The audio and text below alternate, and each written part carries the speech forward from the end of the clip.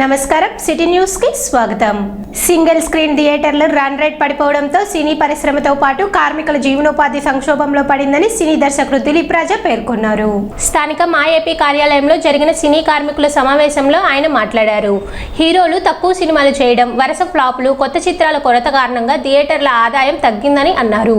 పరిశ్రమల్లో నెలకొన్న సమస్యల పరిష్కారానికి సురేష్ బాబు, దిల్ రాజు, అల్లు అరవింద్, డాక్టర్ కేఎల్ నారాయణులు చర్యలు తీసుకోవాలని కోరారు.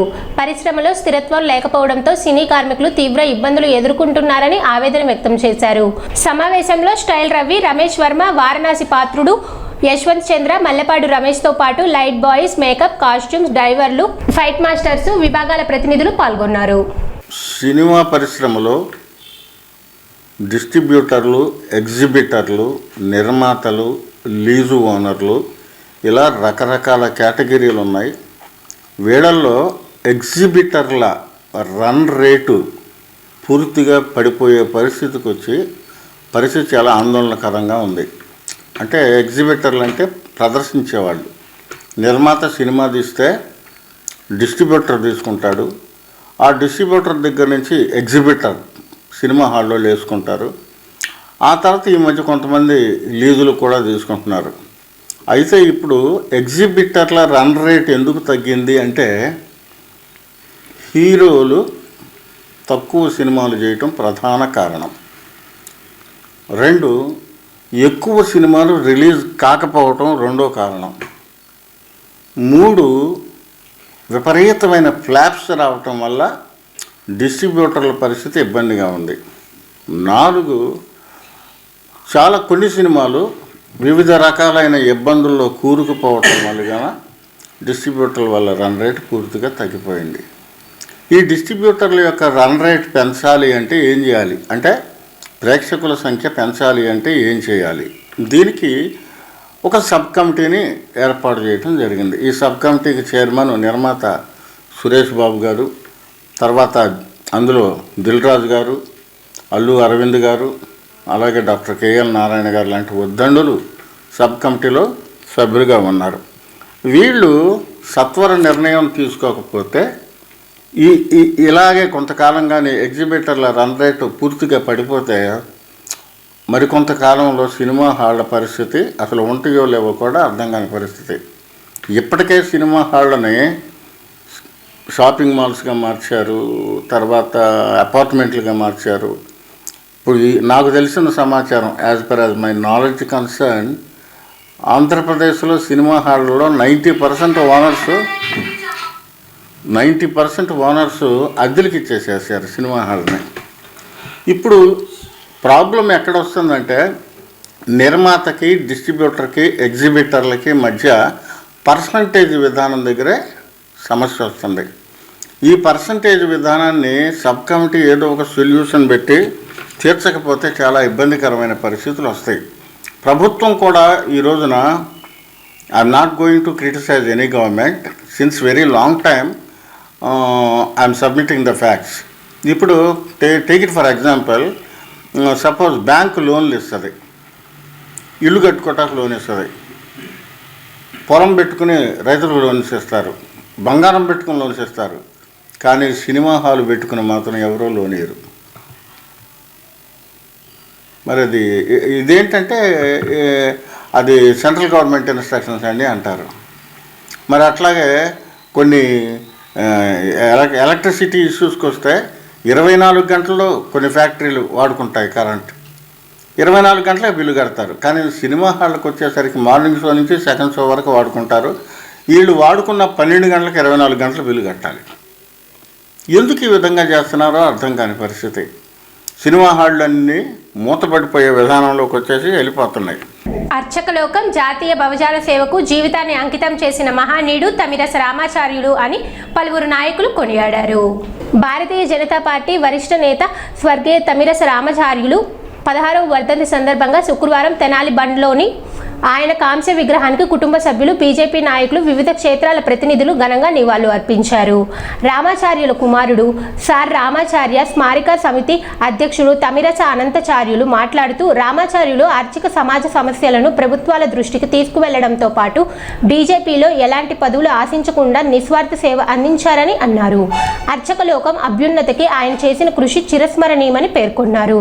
ఈ కార్యక్రమానికి ముఖ్య అతిథులుగా జాతీయ టొబాకో బోర్డు మాజీ చైర్మన్ ఎడ్లపాటి రఘునాథ్ బాబు, బీజేపీ రాష్ట్ర కార్యవర్గ సభ్యురాలు ఎడ్లపాటి స్వరూపారాణి, ఆంధ్రప్రదేశ్ బ్రాహ్మణ కార్పొరేషన్ డైరెక్టర్ వెలగలేటి గంగాధర్, కొత్తపల్లి యోగానంద కిషోర్, అవ్వారు శ్రీనివాస్, శేషు తదితరులు హాజరయ్యారు. ఈ సందర్భంగా వారు మాట్లాడుతూ, రామాచార్యుల శిష్యరికంలో ఎన్నో విలువైన విషయాలు నేర్చుకున్నామని, దేశ సంఘటన, సామాజిక సేవ కార్యక్రమాల్లో పాల్గొనే అవకాశం ఆయన ద్వారానే లభించిందని గుర్తు చేసుకున్నారు. తమ జీవితాలకు సార్థకత చేకూర్చిన రామాచార్యులకు ఎప్పటికీ రుణపడి ఉంటామని పేర్కొన్నారు. తెనాలి పట్టణంలో ఉన్నటువంటి వివేకానంద విద్యామందిర్, అలాగే కృష్ణదేవరాయ హై స్కూల్కి అధ్యక్షులుగా చేసినటువంటి శ్రీ తమ్మిశ రామాచార్యులు గారి 16వ వర్ధంతి కార్యక్రమాన్ని ఇక్కడ నిర్వహించుకోవడం జరిగింది. వారి విగ్రహం ముందర చిన్నప్పటి నుంచి రాష్ట్రీయ స్వయం సేవక సంఘంలో పెరిగి వచ్చి, ఆ తర్వాత 1951లో భారతీయ జనసంఘ పెట్టిన దాదిగా అది జనతా పార్టీలో విలీనం అయినంత వరకు, ఆ తర్వాత విలీన అనంతరం మళ్ళీ భారతీయ జనసంఘ్ స్థాపించబడి అంతవరకు వారు ఆజన్మంతం కూడాను ఒక నిబద్ధత గల రాజకీయ నాయకుడిగా ఉండటం జరిగింది.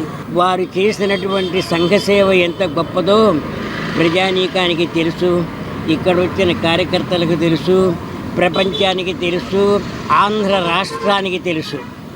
నిష్కళంక నిస్వార్థ సేవా తత్పరుడు, సంఘసేవా తత్పరుడు, ఆడిన మాట తప్పనివాడు, సమాజంలో రామచంద్రుడు అని పేరు పెట్టినందుకు నిజంగా రాముని లక్షణాలు ఆయనలో చాలా కనబడతాయి. సత్ప్రవర్తనతో జీవించటం, పార్టీ సిద్ధాంతాన్ని నమ్ముకొని ఏ ఒక్కరిని కూడా ఎప్పుడూ విమర్శించి ఎరగడు. ఆయనకి పార్టీ సిద్ధాంతం అదే ఆయనకి ప్రధానమైనటువంటిది. తమిరస రామాచార్యులు గారు సీనియర్ బీజేపీ నాయకులు. ఆయన జీవితాంతం కూడా ఆయన నమ్మిన సిద్ధాంతానికి కట్టుబడి ఉండటమే కాకుండా ఎన్ని ఒడిదుడుకులు వచ్చినా, ఆయన మీద దాడులు జరిగినప్పటికి కూడా ఆయన మక్కువని ధైర్యంతో, మరి ఆ రోజున పెద్దగా బలం లేని దేశంలో ఏ రోజుకి అధికారంలోకి వస్తుందనే ఆశ కూడా లేనటువంటి సందర్భంలో ఆయన జనసంఘలో బీజేపీలో ఉంటూ ఆయన మరి ఒక రకంగా దాదాపు సింగిల్గా మొదలుపెట్టిన ఆ ప్రయాణంలో ఇవాళ దేశవ్యాప్తంగా 12 సంవత్సరాల నుంచి మరి ఏకఛత్రాధిపత్యంగా అదే అపోజిషనే సరిగైన లేనట్లాగా ఇవాళ మోడీ గారు దేశాన్ని ఎక్కడికో తీసుకెళ్లారు. వినియోగంలో లేకపోయినా ఉపయోగపడే వస్తువులను అవసరమైన వారికి చేరవేసే లక్ష్యంతో తెనాలి పట్టణంలో ఏర్పాటు చేసిన 2 RRR సెంటర్లు ప్రజలకు ఉపయోగపడుతున్నాయని మున్సిపల్ కమిషనర్ రామప్పల్ నాయుడు తెలిపారు. పట్టణంలోని RRR సెంటర్లో సేకరించిన వస్తువులను శుభ్రపరిచి వర్గీకరించి శుక్రవారం ఎడ్లలింగయ్య కాలనీలోని అవసరమైన కుటుంబాలకు పంపిణీ చేశారు. ఈ కార్యక్రమానికి ముఖ్య అతిథిగా హాజరైన కమిషనర్ రామప్పల్ నాయుడు లబ్ధిదారులకు వస్తువులు అందజేశారు. ఈ సందర్భంగా ఆయన మాట్లాడుతూ, పట్టణ ప్రజలు ముఖ్యంగా అపార్ట్మెంటుల్లో నివసించేవారు వినియోగంలో లేని దుస్తులు, గృహోపకరణాలు, పుస్తకాలు, ఇతర వస్తువులను RRR సెంటర్లకు అందజేస్తున్నారని తెలిపారు. ఇలా సేకరించిన వస్తువులను వారానికి 2 రోజుల పాటు ప్రత్యేక కార్యక్రమాల ద్వారా అవసరమైన వారికి పంపిణీ చేస్తున్నామని చెప్పారు. వ్యర్థాలను తగ్గించడంతో పాటు పునర్వినియోగాన్ని ప్రోత్సహించే ఈ కార్యక్రమానికి ప్రజలు మరింత సహకరించాలని ఆయన కోరారు. సామాజిక బాధ్యతతో ముందుకు వస్తున్న దాతలకు మున్సిపల్ అధికారులు అభినందనలు తెలిపారు. కార్యక్రమంలో MHO మొబా యేసుబాబు సిబ్బంది పాల్గొన్నారు. ఎక్కడైతే మనం ఉపయోగించినటువంటి పాత వస్తువులు ఉంటాయో వాటినన్నిటినీ కూడా, అవి బట్టలు కావచ్చు, చెప్పులు, అట్లాగే వివిధ రకాలైనటువంటి ఆట వస్తువులు, ఇలాంటివన్నీ కూడా మేము అపార్ట్మెంట్స్లో సేకరించి అక్కడి నుండి మేము ఎక్కడైతే అవసరం ఉంటుందో వాళ్ళందరికీ కూడా పంపిణీ చేస్తున్నాం. ఈ యాక్టివిటీ వారానికి 2 రోజులు జరుగుతుంది. MHO గారు అండ్ అట్లాగే సీఎం గారు ఇద్దరు కూడా వాళ్ళ సిబ్బందితో ఒక ఆటోను కూడా ఏర్పాటు చేసి అపార్ట్మెంట్స్లో ఈ పాత వస్తువులు పాత బట్టలు అన్నీ కూడా సేకరించి వాటికి ఐరన్ చేసి ఒక దగ్గర మేము స్టోర్ చేస్తున్నాం RRR సెంటర్స్లో. సో వాటిని తిరిగి ఎక్కడైతే అవసరం ఉంటుందో ఆ ఏరియాస్ని గుర్తించి అదే వారంలో పంపిణీ చేయడం జరుగుతుంది. ఈరోజు మనము ఈ యొక్క ఎడ్లంగి కాలనీలో సుమారుగా ఒక 80 జతలు చీరలు అండ్ పంచులు, అలాగే పిల్లలకి ఒక 30 జతలు పిల్లలకి బట్టలు, చెప్పులు ఒక 4 జతలు, అట్లాగే ఒక ట్రై ఏదైతే మనం వాకర్ అంటాం ఆ వాకర్ కూడా ఒకటి, ఇట్లాగా ఏర్పాటు చేసాం. దుప్పట్లు కూడా పంపిణీ చేసాం. సైజుల వారీగా పిల్లలందరూ కూడా తీసుకొని మనందరికీ పబ్లిక్ ఒకటే రిక్వెస్ట్ చేస్తున్నాం. అపార్ట్మెంట్స్కి మా సిబ్బంది వచ్చినప్పుడు మన ఇళ్లల్లో ఉపయోగించినటువంటి లేదా మనకి బట్టలు, అలాగే మనకు పొట్టిగా అయిపోయినటువంటి బట్టలు చాలా ఉంటాయి. అవన్నీ కూడా ఇస్తే అవసరమైన వాళ్ళకి మేము ఇస్తాం. ఇది చాలా ఉపయోగకరమైనది. ప్రపంచ యోగా దినోత్సవాన్ని పురస్కరించుకొని తెనాలి బోస్ రోడ్లోని శ్రీ కాకమాను శంకరుని ధర్మసత్రం ఉచిత గ్రంథాలయ ప్రాంగణంలో యోగా ఉత్సవాలు 2026 కార్యక్రమం నిర్వహించారు.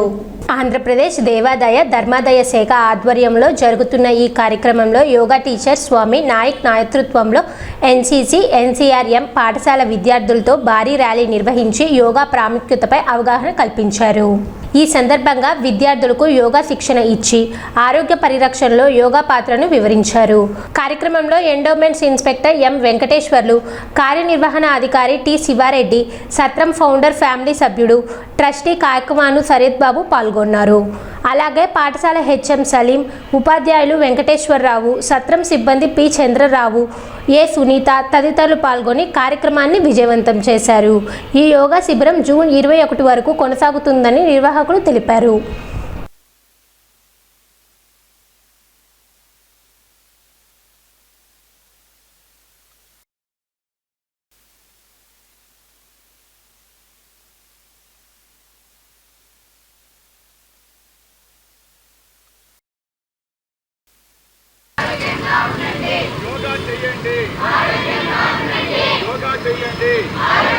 ఉండాలంటే ఆరోగ్యంగా ఉండాలంటే కడగాడికి ఆరోగ్యం పెట్టాలి.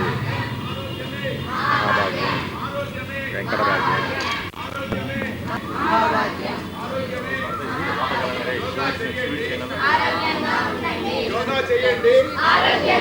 అందరూ ఐక్యంగా కదులుదాం.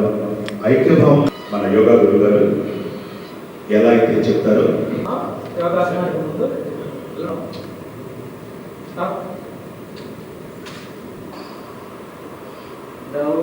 Very good.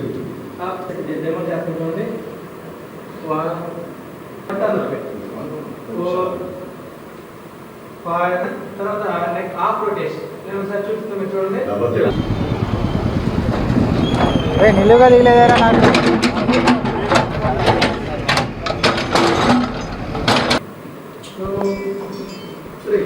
Yoga training centre Shri Kakamanu శంకరుడి ధర్మసత్రంలో జరుగుతున్నది. మరియు నాకు సహకరించిన NCM హెడ్ మాస్టర్ గారు అండ్ స్వామి గారు అండ్ భాస్కర్ గారు, వెంకట్ గారు, వీళ్ళ ప్రోత్సాహంతో ఇక్కడి నుంచి ర్యాలీగా వెళ్ళి కాకమాను సత్రంలో యోగా క్లాస్ స్టార్ట్ అవుతుంది. ప్రభుత్వం అందరికీ కూడా ఆరోగ్యం, అందరూ ఉండాలి, అందరికీ ఆరోగ్యం చేకూర్చాలంటే యోగా ప్రాధాన్యత ఎంతో ఉందని. యోగా అంటే ఇది ఆత్మ మరి శరీరానికి సంబంధించిన కలయికే యోగా అని కూడా ఆయనపై సందేశం ఇవ్వడం జరిగింది. ఆ మేరకు మేము యోగా కేంద్రం మా పౌండ్ ట్రస్టీ గారు అయినటువంటి శరత్ కుమార్ గారు బాబు గారి దగ్గర మన ఆధ్వర్యంలో మన గణదా సమాజంలో మొట్టమొదటిసారిగా యోగా శిక్షణా తరగతులు ఏర్పాటు చేయడం జరిగింది. ఈ సంవత్సరం ఈ ఇంటర్నేషనల్ యోగా దినోత్సవం 21వ తారీఖున జరిగే కార్యక్రమానికి ఈ 3 రోజులు 4 రోజులు కూడా మాకు 10 రోజుల నుంచి కూడా చేయమని చెప్పారు. మాకు అవకాశం అందుబాటులో యోగా శిక్షణా తరగతి మాస్టర్లు లేకపోవడం, అందరూ దొరకపోవడం వల్ల మేము యోగా ఈ రోజు నుంచి 3-4 రోజులు కూడా మాకు యోగా కార్యక్రమం చేసి ఈ నేషనల్ యోగా డే రోజున ఇంకా భారీ స్థాయిలో చేయాలని కూడా మాకు ట్రస్ట్ బోర్డు ట్రస్టీ గారు మేమందరం కూడా నిర్ణయించుకున్నాం. ఈరోజు మా కాకమాను సత్రం ట్రస్టీలు శరత్ గారు వీళ్ళందరూ మన పాఠశాలకు వచ్చి మా MO గారి పర్మిషన్తో ఈ పిల్లల్ని కొంతమంది తీసుకెళ్ళి మా యోగా కార్యక్రమాన్ని నిర్వహిస్తామని చెప్పి అడగడం జరిగింది. అందులో భాగంగా వాళ్ళకి మా ఇక్కడ యోగా ట్రైనింగ్ ఇచ్చేటువంటి మా NCC టీచర్స్ మరియు ఆ వెంకట్ గారు వీళ్ళందరినీ పంపించడానికి నేను పంపించడం జరిగింది. అయితే మా స్కూల్లో చదివేటువంటి పేద విద్యార్థులు చాలామందికి ప్రతి సంవత్సరం వీళ్ళు స్కాలర్షిప్లు ప్రోత్సహిస్తూ ఉన్నారు. అందుకు కృతజ్ఞతగా ఈ చిన్న సహాయం చేయాలని మేము భావించాం. సిటీ న్యూస్ ఇంతటితో సమాప్తం. నమస్కారం.